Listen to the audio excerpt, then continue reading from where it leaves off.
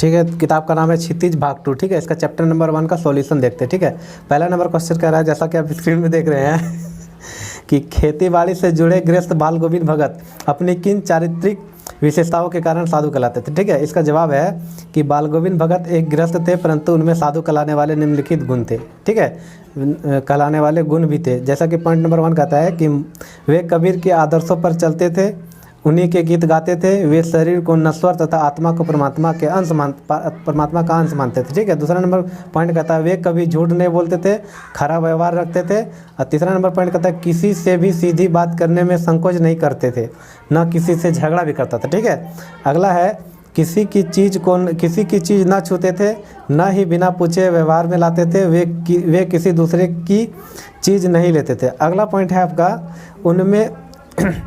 उनके खेत में जो कुछ पैदा होता था सबसे पहले उन्हें एक कबीरपंथी मठ में ले जाते और उनमें से जो हिस्सा प्रसाद रूप में वापस मिलता वे उसी से ही गुजारा कर लेते। तो ऐसा नेचर था उसका। ठीक है, अगला पॉइंट कहता है कि उनमें लालच बिल्कुल भी नहीं था, इस प्रकार उन्होंने अपना सब कुछ ईश्वर को समर्पित कर दिया था और इन्हीं सब विशेषताओं के कारण वह साधु कहलाते थे कबीरपंथी। जबकि खेती बाड़ी से गिरफ्त व्यक्ति थे फिर भी वह साधु कहलाता। तो बस यही सब गुण था उसका। अगला दूसरा नंबर क्वेश्चन कहता है कि भगत की पुत्रवधु उन्हें अकेला क्यों नहीं छोड़ना चाहती थी।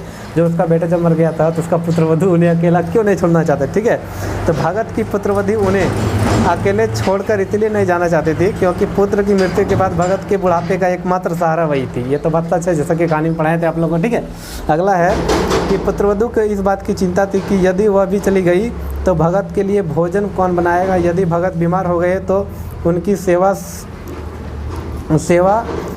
शुश्रूषा कौन करेगा।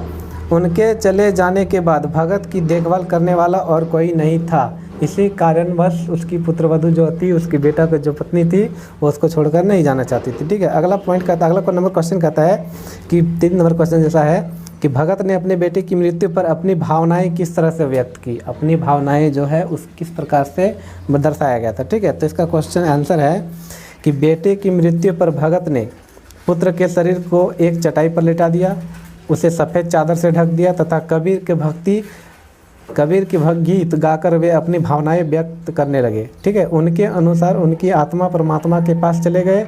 ऐसे ही मानो कोई विरहनी अपने प्रेमी से जा मिली, उन दोनों के मिलन से बड़ा आनंद और कुछ नहीं हो सकता। इस प्रकार भगत ने शरीर का नश्वरता और आत्मा की अमरता का भाव व्यक्त किया। इसी प्रकार भगत ने अपनी बेटे की मृत्यु पर अपनी भावनाओं को व्यक्त किया था। ठीक है, चौथा नंबर आपका क्वेश्चन कहता है कि भगत के व्यक्तित्व और उनकी वेशभूषा का अपने शब्दों में चित्र प्रस्तुत कीजिए। वो उसका जो व्यक्तित्व था, उसका जो व्यक्तित्व का गुण था और उसका वेशभूषा जो पहनावा वाला था, उसके बारे में आपको पूछ रहा है, एक चित्र प्रस्तुत करने का था। ठीक है, तो सबसे पहले देखते हैं इसका व्यक्तित्व, बाल गोविंद भगत का व्यक्तित्व क्या है। ठीक है, जैसा कि आप देख रहे हैं कि भगत जी गृहस्थ होते हुए भी सीधे साधे सरल व्यक्ति थे, ये बात सही है। उनका आचार व्यवहार इतना पवित्र और आदर्शपूर्ण था कि वे गृहस्थ होते हुए भी वास्तव में मन से सन्यासी थे। घर गृहस्थी से वह मग्न था, फिर भी वह सन्यासी कहलाता था। वे अपने किसी काम के लिए दूसरों को कष्ट नहीं देना चाहते थे। ये सब बिल्कुल साधु संतों का काम होता है।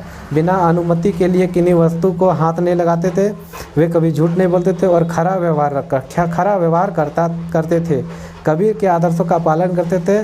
वे अलौकिक गायक थे। कबीर के पद उनके कंठ से निकलकर मानो सजी हो उठते थे। आत्मा परमात्मा पर उसका अटल विश्वास था। भगत जी के वैराग्य तथा निस्वार्थ व्यक्तित्व का परिचय इस बात से मिलता है कि अपने बेटे को श्रद्धा की अवधि पूरी होती है, अपने ही पुत्रवधु को उसके पिता के घर भेज दिया तथा उसका दूसरा विवाह करने का भी आदेश दिया।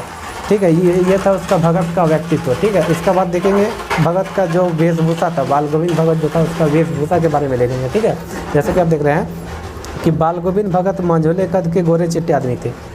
खूब बड़ा भी नहीं था और खूब छोटा भी नहीं था, एकदम मीडियम साइज का था और गोरा चिट्टा व्यक्ति था।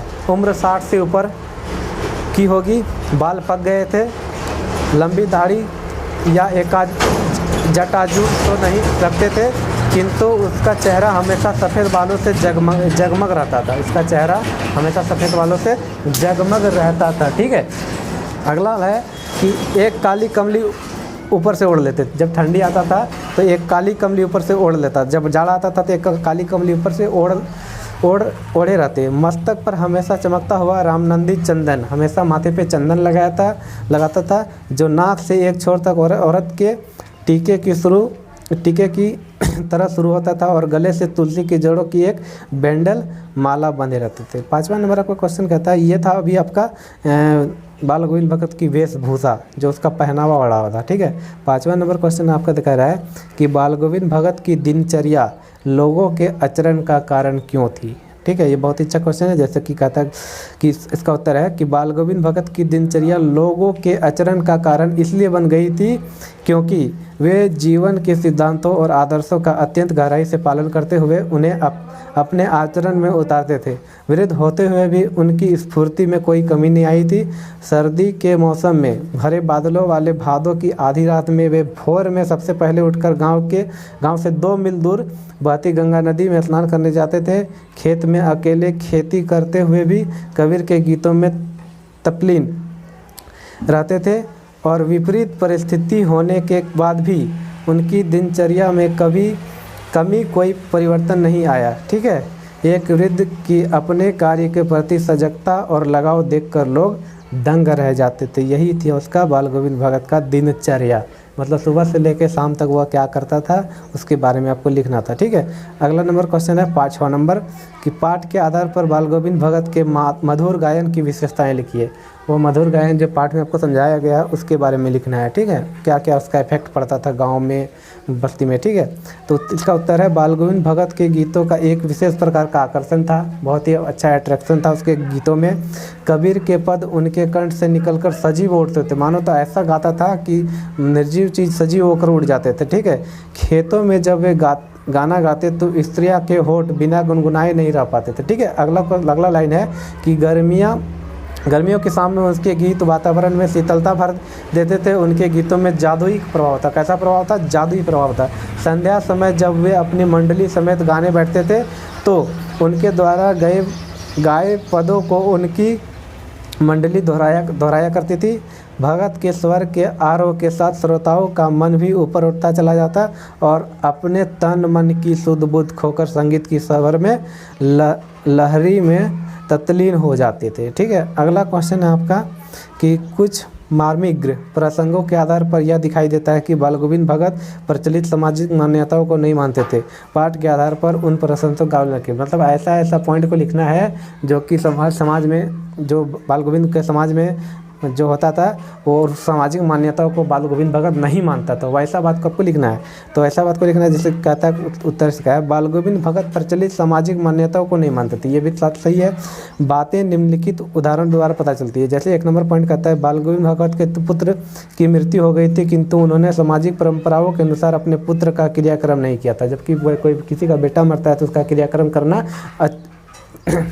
जरूरी होता है, ये सामाजिक मान्यताओं के अनुसार चलता है। ठीक है, लेकिन उन्होंने ऐसा नहीं किया था। दूसरा नंबर पॉइंट कहता है कि बेटी की मृत्यु के समय सामान्य लोगों की तरह शोक करने के बजाय भगत ने उसकी शैया मतलब उसका लाश के समक्ष गीत गाकर उत्सव मनाया। जबकि किसी का बेटा मर जाता है तो शोक मनाना चाहिए, लेकिन उन्होंने ऐसा नहीं किया था। उन्होंने अपने उसके बेटे की लाश के करीब बैठ करके गीत गाया था और उत्सव बनाया था। ठीक है, ये सब सामाजिक परंपराओं के अनुसार नहीं होना चाहिए, लेकिन ये ऐसा किया था।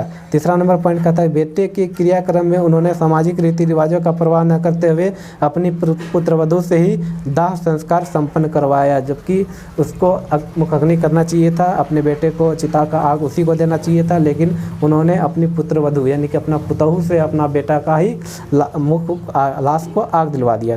जबकि ये कि सामाजिक मान्यताओं द्वारा ये सब नहीं होना चाहिए। ठीक है, 5वां नंबर क्वेश्चन कहता है कि समाज में विवाह का प्रचलन न होने के बावजूद उन्होंने अपने पुत्रवधू के भाई को बुलाकर उनकी दूसरी शादी करने को कहा। यह सब नहीं होना चाहिए। ठीक है, 5वां नंबर कहता है अन्य साधुओं की तरह भिक्षा मांगकर खाने के विरोधी थे। अन्य साधु क्या करता है कि भिक्षा मांगकर खाना चाहिए, लेकिन वह ऐसा नहीं करता था। वो खुद खेती बाड़ी करता था, अपने से ही अनाज को उपजता था और खाता था। ठीक है, 8वां नंबर क्वेश्चन जो कि लास्ट क्वेश्चन है वो कह रहा है कि धान की रोपाई के समय समूचे माहौल को भगत की स्वर लहरियाँ किस तरह चमत्कृत कर देती थी, उस माहौल का शब्द चित्र प्रस्तुत कीजिए। मतलब ऐसा पॉइंट को लिखना है जबकि भगत सिंह खेतों में जब गाना गाते थे ना तो क्या क्या वहाँ पे होता था खेतों में, ठीक है। उसका लहरिया किस तरह चमत्कृत कर देती थी, उसको पॉइंट करना है। तो सबसे पहले स्टार्टिंग कैसे करेंगे, देखिए। आषाढ़ की रिमझिम फुहारों के बीच खेतों में धान की रोपाई चल रही थी, ये बात तो सही है। बादलों से घिरे आसमान में ठंडी हवाएं चलने के साथ साथ बाल गोविंद भगत के कंठ से निकला मधुर संगीत वहाँ के खेतों में काम कर रहे लोगों के मधुर झनकार उत्पन्न कर देता था। स्वर के आरोह के साथ एक एक शब्द जैसे स्वर्ग की ओर भेजा जा रहा हो। उनकी मधुर वाणी को सुनते ही लोग झूमने लगते थे। स्त्रियां स्वयं को रोक नहीं पाती थी तथा अपने आप उनके होंठ कांपकर गुनगुनाने लगते थे। ये सब कंडीशन होता था खेतों में जब बाल गोविंद भगत गाते थे, ठीक है। अगला नंबर लाइन है कि हलवाहों के पैर गीत की ताल के साथ उठने लगते थे। हलवाहों के जो पैर था, भगत सिंह जैसे जैसे गाता था उसका पैर उसी तरह ताल के साथ उठने लगता था। अगला लाइन कहता है कि रोपाई करने वाले लोगों की उंगलियां गीत की स्वर लहरी के अनुरूप एक विशेष क्रम से चलने लगती थी। बाल गोविंद भगत के गाने से संपूर्ण सृष्टि का मिठास में खो जाती थी, ठीक है। तो ये सब था आपका बाल गोविंद भगत, ठीक है। ये सब आपका बाल गोविंद भगत का जो सॉल्यूशन था, ठीक है। आज के लिए इतना, जय हिंद भाई।